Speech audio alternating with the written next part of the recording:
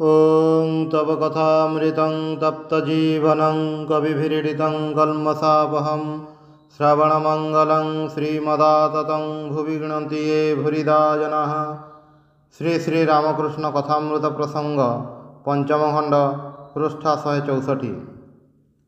एठारे राग देश आदि ठारू मुक्त मनर ज्ञान लाभर कथा ही कहउछन्ति। सेथिपाई कहिले ज्ञान कौन हुए? आम मानक मन राग देशरू मुक्त नुहे, अतएव ज्ञान हुए नहीं। ठाकुरे एक कथा नाना भाव बुझाई जे ईश्वर वाक्य मनर अतीत मन द्वारा तांको जणा जाय नहीं। उपनिषद रे मध्य ताहा कुहा होइछि। पुणी यहाँ मध्य कुहा होइछि जे एही मन द्वारा ही तांको जानिबाकु हेबो। सेठारे मन माने शुद्ध मन। मनर अशुद्ध अवस्था दूर करी शुद्ध कले सेही मन द्वारा ईश्वर को जणाजिब। ठाकुरे कहउछन्ति सेतेबेले एही मन आउ मन रहे नहीं। मन बुद्धि शुद्ध होई आत्मा हो जाए। शुद्ध बुद्धि शुद्ध आत्मा। यहाँ को ठाकुरे कहउछन्ति बोधरे बोध हेबा। बोध माने सही इंद्रिय जहा द्वारा आमे माने ईश्वर को जानिबाकु चाहूछु एवं जीए बोध स्वरूप सेतेबेले उभय एक हो जाए। यही बोधरे बोध हेबा सहज साध्य नुहे, किंतु यह जे होई पारे नहीं ताहा मध्य नुहे। सेथिपाई तारक कहउछन्ति ज्ञान काहींकि हेबो नाही। तापरे तारक कहिले ज्ञानी मतरे ईश्वर नाहंती। ज्ञानी दुई श्रेणीर। प्रथम श्रेणी हेउछन्ति जे माने व्यावहारिक ज्ञान विशिष्ट, व्यवहार को लक्ष्य करी जे माने चलंती विचार करंती। से माने कहंती ईश्वर अछंती, ताहा नहेले जगत किपरि सृष्टि हेला। जगत जड़ वस्तु, ताहा निजको सृष्टि करि पारे नाही। फलरे कौनसी चेतना द्वारा यही जगतर सृष्टि हेबाको पड़िबो। पुणी जदि कहू जगतर सृष्टि होई नाही, सबु समय रे जगत अछि, ताहार उत्तर हेउछि जहा परिवर्तनशील ताहार आरंभ कौनसी काल रे अवश्य होइछि। आदि अछि अंत मध्य अछि। जगतर परिवर्तन आम मानंगर प्रत्यक्ष सिद्ध। आमे माने देखुछु सबु वस्तु ही परिवर्तनशील। फलरे जगत स्वप्रतिष्ठित होई पारे नाही। पुणी जगत जड़ वस्तु, अतएव से स्वप्रकाश होई पारे नाही। सुतरां जगतरु जगतर सृष्टि होइछि बा निज ठारू स्वत सृष्टि होइछि एपरि कुहा जाई पारे नाही। कारण कौनसी वस्तु निज ठारू सृष्टि हुए नाही। व्याकरणर भाषारे कर्तृ कर्म विरोध बोली गोटे कथा अछि। निजको कहीं सृष्टि करि पारे नाही। कारण जे सृष्टि करिबो से सृष्टि पूर्वरु थिबा दरकार। मु जदि निजको सृष्टि करे ताहले सृष्टि पूर्वरु मोर रहिबा दरकार। ताहले मोर सृष्टि आउ मु किपरि करिबी? सुतरां एठारे विरोध हुए। जगतर सृष्टि प्रकृति द्वारा होइछि कुहा जाय। नेचर माने स्वभाव। स्वभाव माने कौन? जहाँ साधारण भाव में सृष्टि होई थाए, किंतु कौनसी जिनिस एमिति सृष्टि होई जाय नाही। कारण छड़ा कार्य हुए नाही। सुतरां जगत को जदि कार्य कहू ताहले जगतर जड़े जगतकर्ता थिबा दरकार, अर्थात ईश्वर थिबा दरकार। एवं से ईश्वर सर्वज्ञ सर्वशक्तिमान हेबा आवश्यक। ताहा नहेले एही विराट सुशृंखल जगत से किपरि सृष्टि कले? यह होछि गोटे मतवाद। आउ गोटे मतवाद अछि जगतटा वास्तव कि नुहे ताहा विचार करी देखिबाकु हेबो। विचार कले देखाजिबो जगत सत्य नुहे। जगत जदि सत्य न हुए ताहले तार सृष्टिकर्ता मध्य सत्य नुहंती। मिथ्या कर्म द्वारा प्रमाणित हुए जे कर्ता मध्य मिथ्या। मिथ्या जगतर कर्तृत्व किपरि? ताहार उत्तर रे शंकराचार्य कहिछन्ति बंध्यापुत्र शशशृंग जेपरि। जे बंध्या तार पुत्र हुए नाही, पुत्र हेले से बंध्या ही नुहे। फलरे एही शब्द मध्यरे व्याघात दोष अछि। गोटे अन्यटिको मिथ्या प्रमाणित करुछि। जगतटा यदि मिथ्या हुए ताहले जगतर कर्ता मध्य मिथ्या। सुतरां ईश्वर मध्य मिथ्या होई गले। एही मतरे ईश्वर नाहंती। वर्तमान यही मिथ्या जगत नहीं बोली जो मैंने सिद्धांत करती ସେମାନଙ୍କ ସହିତ ପୂର୍ବ ସିଦ୍ଧାନ୍ତର ବ୍ୟବହାରରେ କ'ଣ ପାର୍ଥକ୍ୟ ଅଛି? ପାର୍ଥକ୍ୟ ଏହି ଯେ ଯେତେବେଳେ ଜଗତ ମିଥ୍ୟା ସେତେବେଳେ ଜଗତର କର୍ତ୍ତା ମଧ୍ୟ ମିଥ୍ୟା। ସୁତରାଂ ଆମମାନଙ୍କର କରଣୀୟ କିଛି ନାହିଁ। ଯଦି କିଛି କରଣୀୟ ନାହିଁ ତାହେଲେ ଆମମାନଙ୍କର ଦୁଃଖର ନିବୃତ୍ତି କିପରି ହେବ? ତାହାର ଉତ୍ତରରେ କହୁଛନ୍ତି, ବୁଝିବାକୁ ହେବ ଦୁଃଖଟା ମଧ୍ୟ ମିଥ୍ୟା, ତାହେଲେ ଆଉ କରଣୀୟ କିଛି ହିଁ ରହିବ ନାହିଁ। କିନ୍ତୁ ଆମେମାନେ ତାହା କରିପାରୁନାହୁଁ। ଏହି ଜ୍ଞାନକୁ ବ୍ୟବହାରରେ ଲଗାଇ ପାରୁନାହୁଁ। ଫଳରେ ଆମମାନଙ୍କ ନିକଟରେ ଜଗତର ଗୋଟିଏ ଅସ୍ତିତ୍ୱ ଅଛି, ଏହା ଧରି ନେବାକୁ ହେବ। ତାକୁ ବ୍ୟବହାରିକ ସତ୍ତା ବୋଲି ଧରି ନେବାକୁ ହେବ। ତାହେଲେ ଆମେମାନେ ଏହି ଜଗତରେ ବ୍ୟବହାର କରିପାରିବୁ ଏବଂ ଏପରି ଭାବରେ ବ୍ୟବହାର କରିପାରିବୁ ଯଦ୍ୱାରା ଏହି ଜଗତର ବନ୍ଧନ ଆମମାନଙ୍କର କଟିଯାଏ। ଯେତେବେଳେ ବିଚାର କରି ଦେଖିବୁ ଏପରି କୌଣସି ଶକ୍ତିମାନ ଦ୍ୱାରା ଏହି ଜଗତର ସୃଷ୍ଟି ହୋଇଛି, ଯିଏ ଅବଶ୍ୟ ସର୍ବଜ୍ଞ, ସର୍ବଶକ୍ତିମାନ, ସ୍ୱପ୍ରକାଶ, ତେବେ ହିଁ ତାଙ୍କ ପକ୍ଷରେ ଜଗତ ସୃଷ୍ଟି କରିବା ସମ୍ଭବ। ଏହା ଜାଣିଲେ କ'ଣ ଲାଭ ହେବ? ଏହା ଲାଭ ହେବ ଯେ ସେତେବେଳେ ମୁଁ ତାଙ୍କ ସଙ୍ଗରେ କିପରି ଭାବରେ ସମ୍ପର୍କିତ ତାହା ବିଚାର କରି ଦେଖିବି। ହୁଏତ କହିବି ମୁଁ ତାଙ୍କର ଅଂଶ, ନହେଲେ କହିବି ମୁଁ ଓ ସେ ବସ୍ତୁତଃ ପୃଥକ୍ ନୁହେଁ। ଭକ୍ତି ମାଧ୍ୟମରେ ହେଉ ଅଥବା ଜ୍ଞାନ ମାଧ୍ୟମରେ ହେଉ, ଏହି ଦୁଇ ରୂପେ ହିଁ ଆମେମାନେ ତାଙ୍କ ସଙ୍ଗରେ ଅଭିନ୍ନତ୍ୱ ଅନୁଭବ କରିବୁ। ତାହା କଲେ ଆମମାନଙ୍କର ବନ୍ଧନ ଘୁଞ୍ଚିଯିବ। ତାଙ୍କୁ ଜାଣିବା ପରେ ଏହା ହେଉଛି ଦୁଇଟି ଉପାୟ। ଯେଉଁ ଉପାୟ ହିଁ ହେଉ ଆମମାନଙ୍କୁ ସତ୍ଜ୍ଞାନରେ ପ୍ରତିଷ୍ଠିତ ହେବାକୁ ପଡ଼ିବ। ପୂର୍ବୋକ୍ତ ବିଚାରରୁ ବୁଝାଗଲା ଯେ ବିଚାର କରି ଆମେ ଯେଉଁ ସିଦ୍ଧାନ୍ତରେ ପହଞ୍ଚିବାକୁ ଯାଉଛୁ, ସେହି ସିଦ୍ଧାନ୍ତରେ ପହଞ୍ଚିବାକୁ ହେଲେ, ବିଚାରକୁ ନିର୍ଭୁଲ କରିବାକୁ ହେଲେ ଆମମାନଙ୍କର ମନକୁ ରାଗ ଦେଶରୁ ମୁକ୍ତ କରିବାକୁ ହେବ।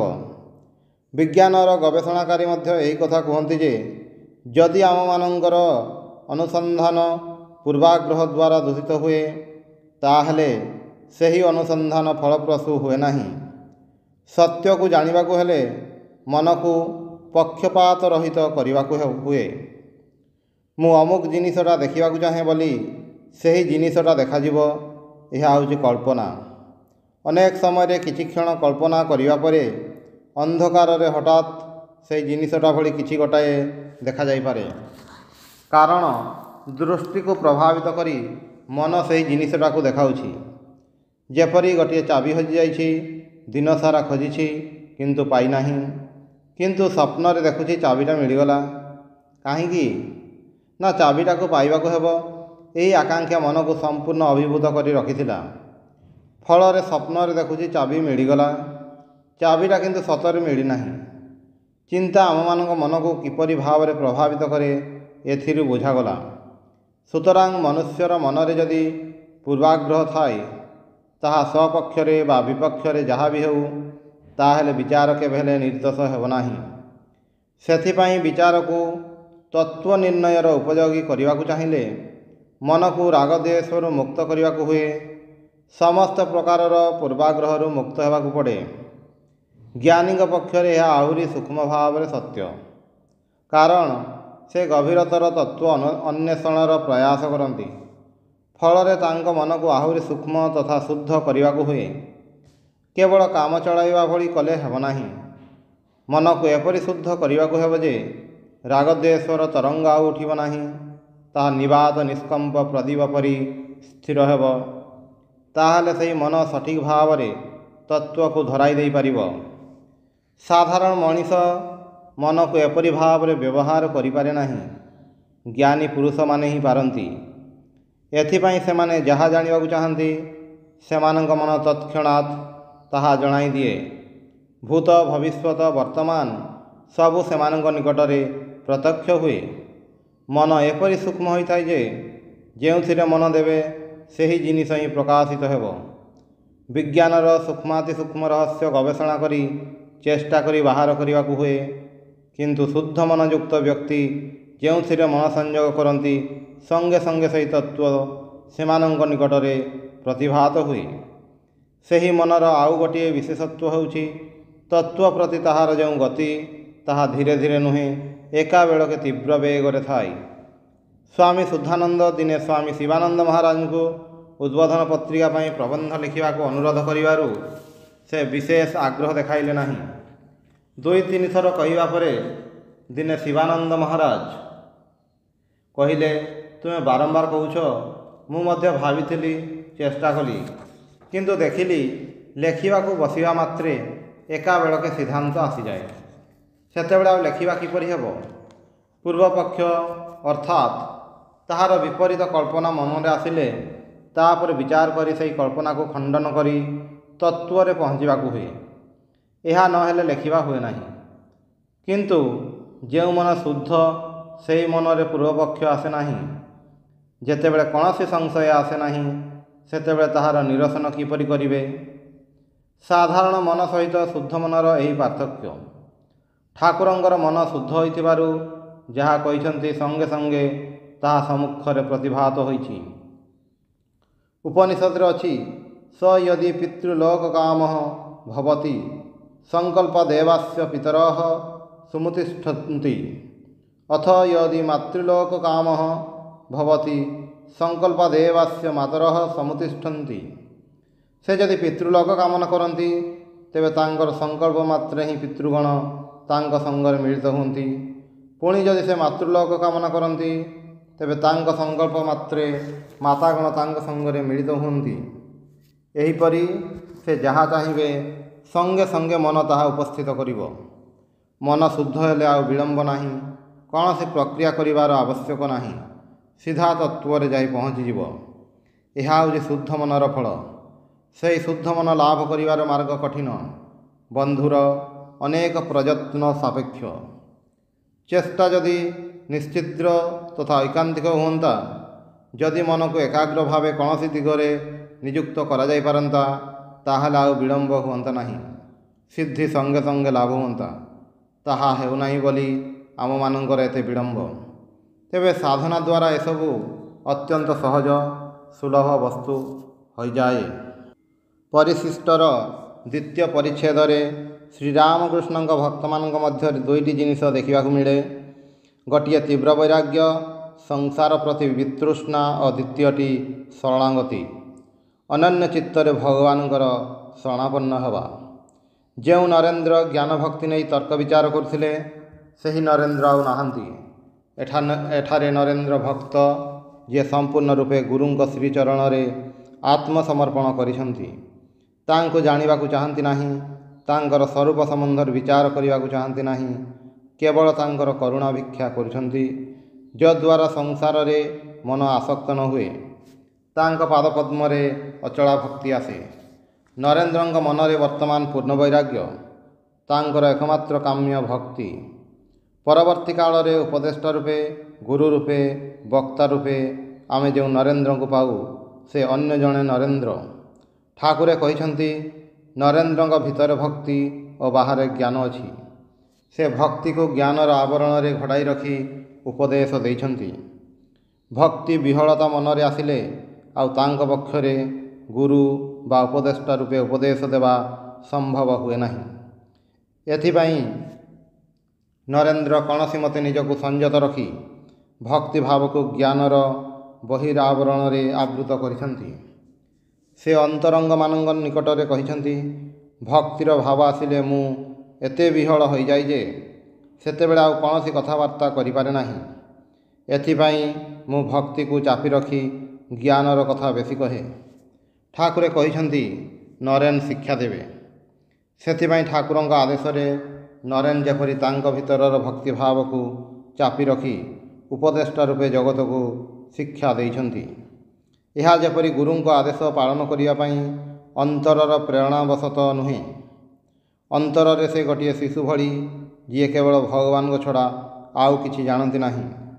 इष्ट बा गुरुंक व्यतीत जहाँकर अन्य ज्ञान नाही, तांकर प्राण मन आत्मा गुरुंक श्री पादपद्म रे समर्पित होइछि। एठारे नरेंद्रंकर जो रूपटी प्रस्फुटित होइछि ताहा अन्यत्र दुर्लभ। एहार कारण पूर्वरु कहा जाइछि।